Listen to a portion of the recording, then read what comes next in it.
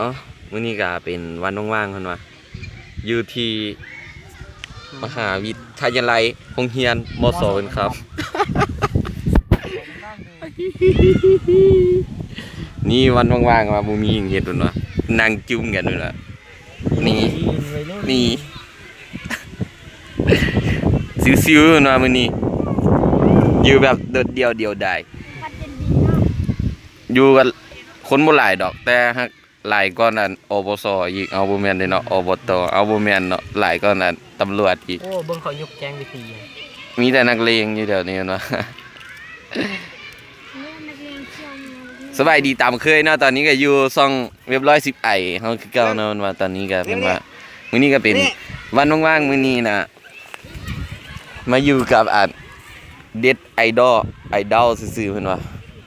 สายเจ้านั่งลงอยู่ที่เป็นแสไปกับเด็กน้อยใช่ไหมแต่เป็นสัตว์ตอนนี้ก็นะสิโทรหาผู้สาวอยู่นะ โทรหาหมู โทรหาหมู่จังได๋ หมูครู โอ้ บ่เป็นผู้สาว แนะนำชื่อหยัง จากแอนนี่ว่ะ อ้ายหำน้อยเนี่ย เอาว่าได้ไปโรงเรียนอ่ะ อ้ายหำน้อยเพิ่นโทรหาผู้สาวอีก โทร ตอน หาห นี้ มู นะเอ๊ะ โอ้ ซิวๆเพิ่นว่ามื้อนี้นะวันว่างๆเพิ่นว่าแต่ว่ามื้อว่างๆของพวกเฮานี่ก็มีโอกาสที่จะมาเว้าลาวอีกครั้งหนึงนะ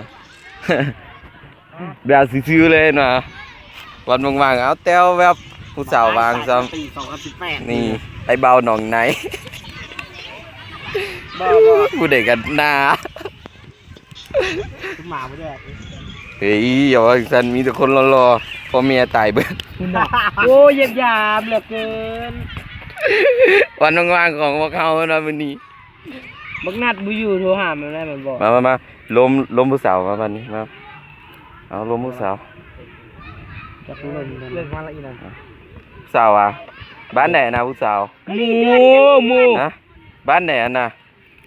บ้านกะลีเถื่อน มาใหม่อีกแล้วเหรอ ไว้เล่น นี่เอา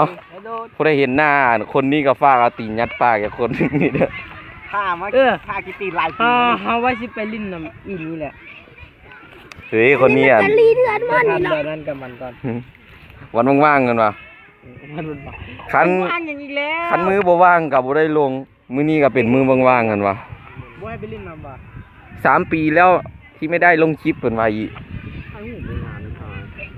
เอานั่งเป็นกลุ่มเป็นแก๊งกันนะมีแต่นักเลงกันนะเอาจังได๋ก็ขอลากันเพียงขอลาไปเพียงเท่านี้ก่อนเนาะว่าเว้าหลายบ่เว้าเว้าในอันเจ็บคอว่าต้องเว้า2 นาที3 นาทีขึ้นไปว่าเอาขอลากันไปว่า